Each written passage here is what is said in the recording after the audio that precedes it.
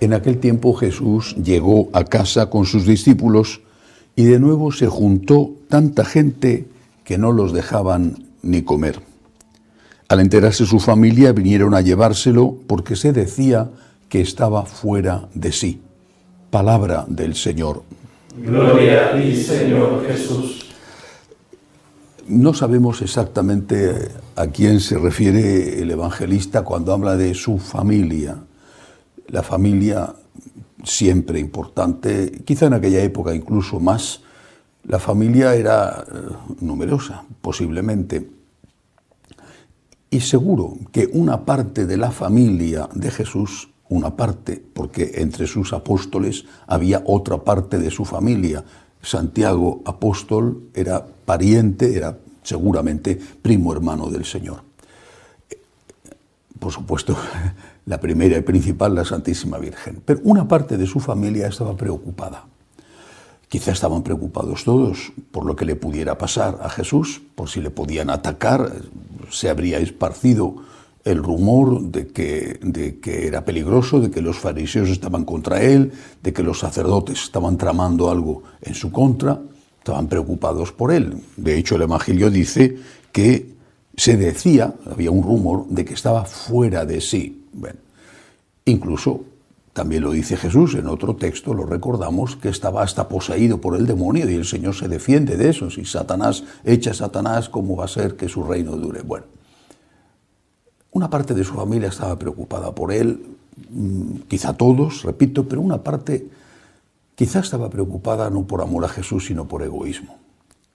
Porque era frecuente, así eran las cosas entonces, que cuando había que acabar con alguien de la familia, mataban al resto de la familia también, no solamente a sus descendientes directos, sino al resto, para evitar la venganza. Acababan con todos y así no había miedo a la venganza.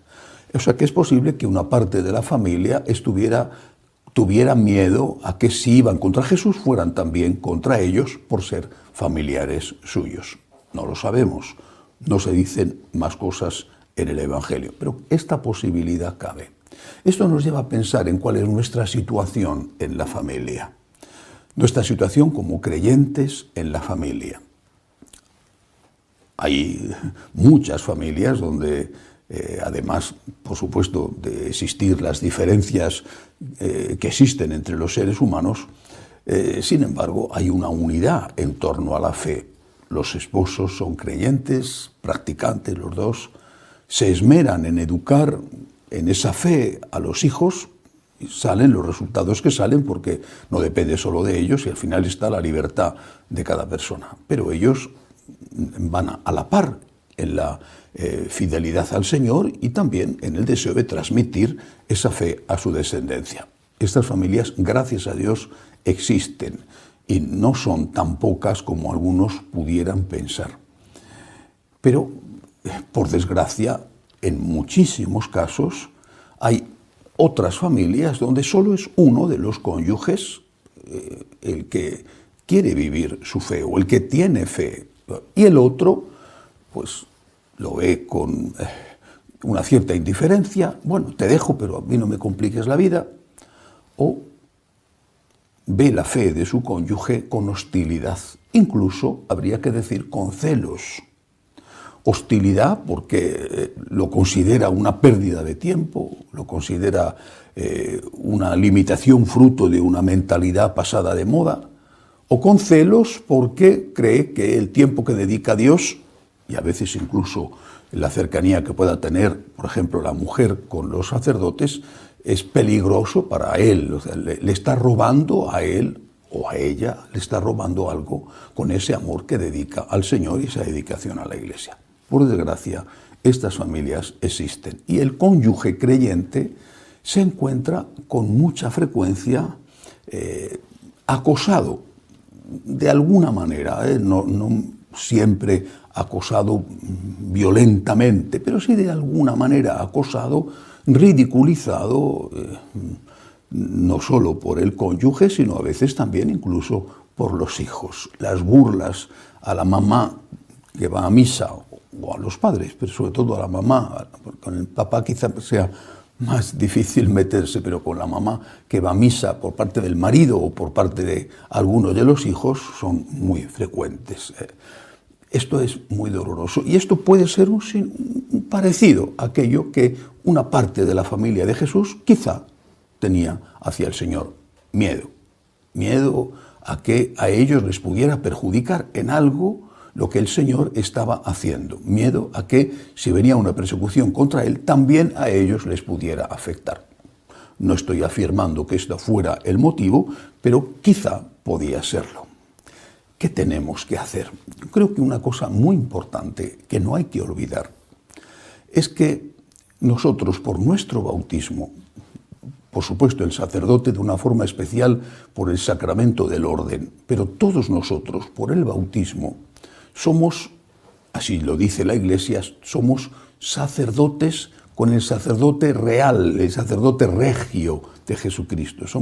Tenemos por el bautismo el sacerdocio regio, el sacerdocio real, real de los reyes, no real de auténtico. Tenemos el sacerdocio regio, el sacerdocio real por el bautismo. Algunos, los sacerdotes, tenemos el sacerdocio ministerial, pero todo bautizado es sacerdote, profeta, rey, como Cristo, porque ha recibido ese sacerdocio con el bautismo de Cristo. Este sacerdocio que tiene cualquier bautizado tiene que ejercerlo de una forma especial en su familia. ¿Cuál es la misión del sacerdote? ¿Cuál era la misión del sacerdote desde siempre en cualquier religión, en el Antiguo Testamento y también en el Nuevo Testamento? A mí me gusta mucho uno de los títulos que le dan al Papa, que creo que se puede aplicar a cualquier sacerdote, incluido el bautizado, cualquier bautizado. Al Papa se le llama pontífice, se le llama de hecho el sumo pontífice. Es un título que hereda de los sacerdotes que había en Roma en el paganismo. El pontífice era el que se encargaba de que los puentes que cruzaban el Tíber, de una orilla a la otra, estuvieran en buen uso. Y era una especie de supremo sacerdote de todos los sacerdotes, de todos los cultos que había en Roma, de los numerosísimos templos, de los numerosísimos dioses. Cuidaba los templos, se encargaba de alguna manera y se encargaba de los puentes. Era, por lo tanto, el encargado de que las dos orillas se mantuvieran unidas, que los puentes que estuvieran en buenas condiciones para que la gente, las mercancías, pudieran transitar de una orilla a otra. Creo que el sacerdote debe de ser siempre esto, el que une dos orillas. En una orilla está Dios, en otra orilla están los hombres. El sacerdote tiene que ser el que une a Dios con los hombres y los hombres con Dios. El sacerdote tiene que ser un abogado defensor, no un fiscal, un abogado defensor. El sacerdote es el que se acerca ante Dios a defender, a abogar por sus hermanos.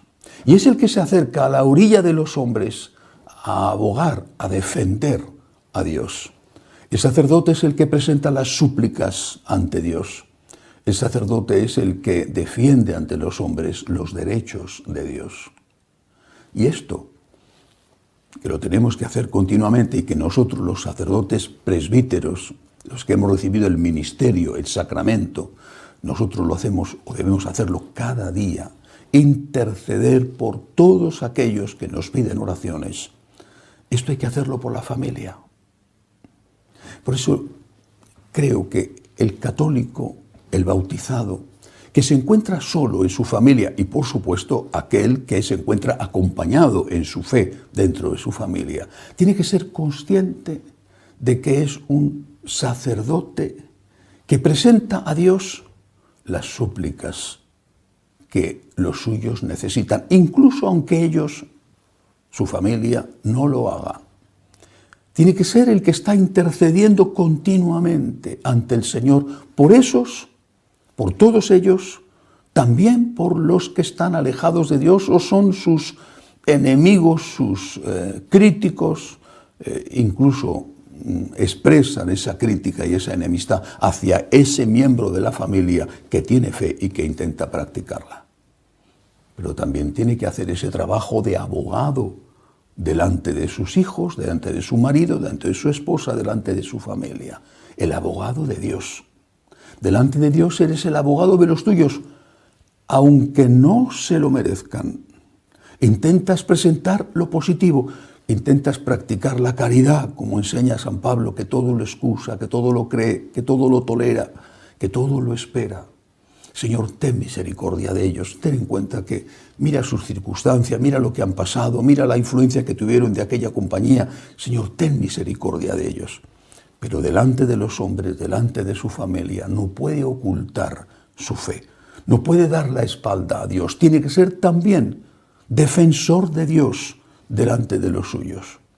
Una defensa que tiene que hacerse siempre de una forma testimonial, sin avergonzarse de esa fe que se practica, y que a veces tendrá que hacerse también de forma verbal, de forma explícita, pidiendo por lo menos respeto a las propias convicciones. Estamos llamados a ser pontífices por nuestro bautismo, a defender a Dios delante de los hombres y a defender, a abogar, a pedir ante Dios por esos hombres, incluso aunque sean sus enemigos y no se lo merezcan. Que así sea.